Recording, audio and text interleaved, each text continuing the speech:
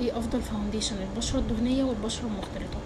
اول واحد برجواه السمي، ده مفيش فيه اي عيب، استخدام يومي، ممكن تستخدميه استخدام يومي، حلو قوي قوي قوي وخفيف على البشره. تاني فاونديشن ميبلين فيت مي، هو حلو قوي وخفيف قوي على البشره، لكن فيه عيب واحد بس، ان هو بيأكسد على البشره، بس هو ده عيبه الوحيد. برضو كل فاونديشن هقول لكم عليه هنزل صورته.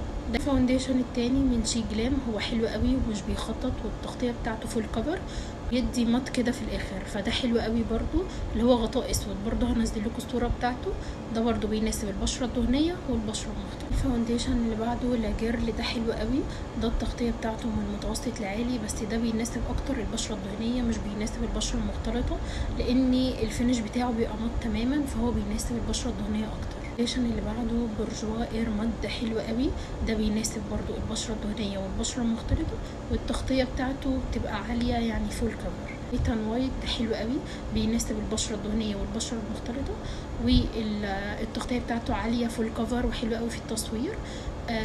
لكن عيبه الوحيد ان هو بيأكسد درجتين، يعني انت ممكن مثلا لو هو بيغمقك انت هتجيبي افتح منك درجتين والعكس.